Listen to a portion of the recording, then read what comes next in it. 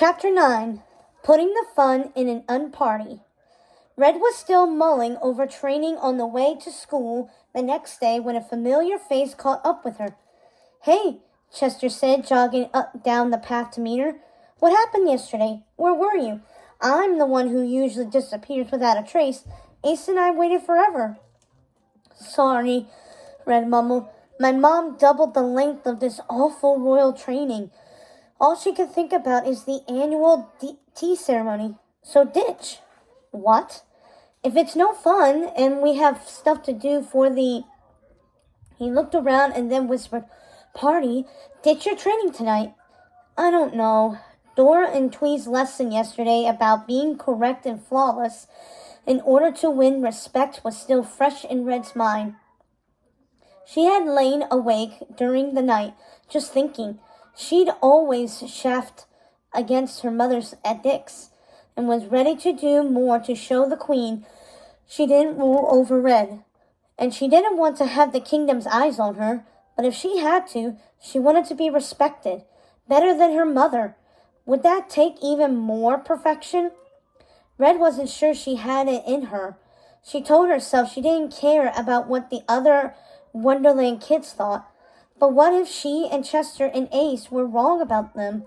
Maybe they didn't really want to rebel and would reject her when she showed them how she truly felt, along with all the courtiers and nobility who apparently already hated the Queen. Then she'd never be respected. It was a lot. Chester grinned his signature grin and shook his head at her. "Wow, I thought we'd cured you when you climbed down the ivy. But it sounds like you still need my help." Red sighed. "It feels more complicated now somehow." "Hey," Chester stopped walking.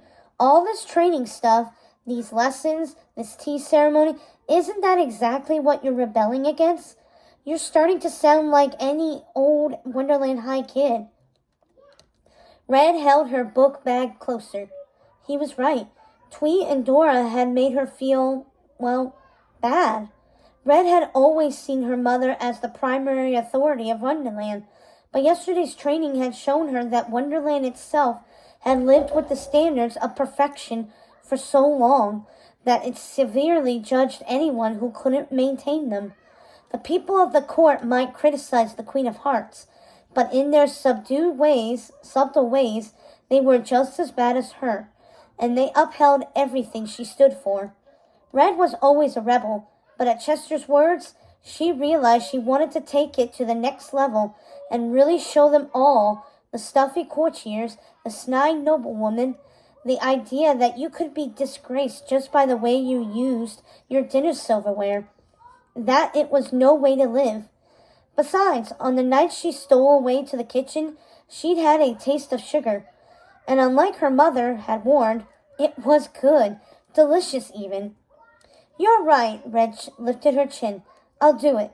"Course I am." Chester's smile was megawatt. He winked. "Knew you wouldn't let Ace down." "I don't know what you're talking about," Red sniffed, striding ahead of him to school. After classes, Red went with Chester to meet Ace in the royal woods instead of continuing down the path to the castle. Seeing the towers from afar and knowing she was supposed to be inside gave her the same thrill she felt climbing down the ivy. A little bad and a lot of fun. Ace met them at the edge of the trail and led them off-road deeper into the woods. There were leaves and bits of twigs in his curly hair.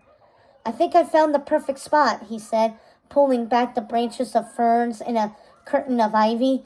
On the other side was a clearing of grass and moss, ringed by gnarled tum-tum trees and willows.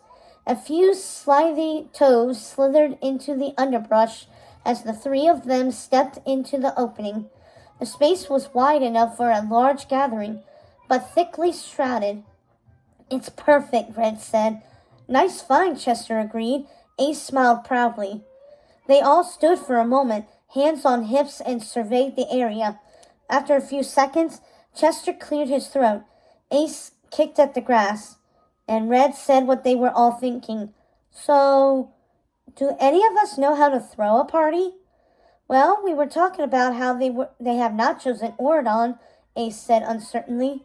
Maybe we bring some nachos? If you guys know what they are, some kind of chips and cheese? And jelly donuts or chocolate-covered strawberries? Chester asked. Oh, it's going to be hard to get sugary treats, Red reminded him. Okay, then maybe pizzas? Red made a face. If we can't think of anything better, pizzas in Wonderland were more like stale flatbread. No sauce, no toppings, no fun. But they could get plenty for cheap, and it was better than nothing. Red bit her lip, moving to the center of the field. It'll be dark, so maybe we can have a bonfire here in the middle. And, I don't know, games or something? What's the opposite of croquet? Ace said. Pickleball? I have a few rackets, Chester shrugged. We'll need invitations and drinks too, I guess. Red listed. Little details rushed at her that she'd never thought of before. Plates for the pizza, cups for the drinks, tables to put everything on. Where would they sit? Would a fire be bright enough for the whole clearing? Suddenly, and to her great chagrin, Red thought she just might know how her mother was feeling about the annual tea ceremony. I have a wagon. I'll just bring all the dishes I have in my house, Chester said. My mom won't mind. Ace looked at the trees, rubbing his chin. I think we still have some string lights and lanterns in the basement from last year's War of the Roses Victory Day. I could bring those. And don't worry about the pizzas, Red said. I have a decent allowance. I'll pick them up. This is going to be great, Chester said. His smile was optimistic, but Red felt a twinge of doubt. Could they really pull this off? So when are we doing this? She asked. Let's not lose our momentum, said Ace. Plus, the faster we do it, the less time there'll be for anyone to tattle. It's Wednesday. What if we send out invitations tomorrow and have it on Friday? That's a fast turnaround. But you're right, Chester said. Red? Red nodded. I'm in. But Red's concerns hadn't disappeared by the time she reached the edge of the hedge maze gate. She planned to stay up all night making her third of the invitations, which would have to be discreet and enticing. Even if they did manage to get people to come, how could they know no one would snitch on them? What if nobody showed up at all? She was still lost in thought when she heard voices coming toward her in the maze. Twee and Dora. They were the last people Red wanted to see. Hurriedly, she ducked down a dead-end path to the right of the main trail and waited. Never been so insulted, Dora was saying. Just sitting there looking like fools with our parasols indoors, waiting for someone who isn't coming. She doesn't stand a chance, Twee's voice followed. She says she doesn't even want this. What kind of mind games is she playing with us? What wouldn't I give to be the Princess of Wonderland? Anyone would love to be in her place, and she's just going to throw it all away? Red bit her lip. There was a pause, and then Dora sniffed. You know, there's something off about her. It's not like I'd expect someone raised by the Queen of Hearts to be normal, but she doesn't have the discipline that a Wonderland kid should have, a desire to please. She's an odd duck, Twee agreed, and she's up to something. Ugh, my heels are killing me in this bloody endless maze. The road is just up the way. Then I'm hailing a carriage first thing. I don't care what Father says about my spending habits. The voices trailed off, and Red took a deep breath. She hadn't thought of an excuse for missing royal training, but it sounded like she was going to need to. Quick. Red slipped back into the castle, keeping a sharp eye out for her mother or any of the courtiers. She snuck through the grand hall and had one foot on the stairs when a voice came bellowing from behind her. Red! Red winced and turned slowly. The Queen of Hearts had somehow materialized in the grand hall, standing next to the enormous redwood dining table with her hands on her hips. Hi, Mom. Red made her best attempt at a smile. Don't you hi, Mummy. The Queen cocked a well-groomed brow above her signature scarlet eyeshadow. Where were you today? I'm really sorry. I had, a project I needed to work on, and I completely lost track of time. What kind of project? A group project. Something for Maddox's class. It wasn't the furthest thing from the truth.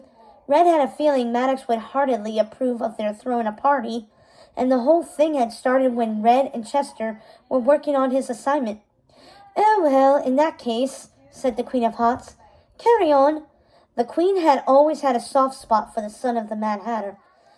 Either way, Red said quickly, trying to calm her down, I'll be at a royal training right on time tomorrow. That's the spirit, said the Queen. Really, I should punish you, but there's just no time.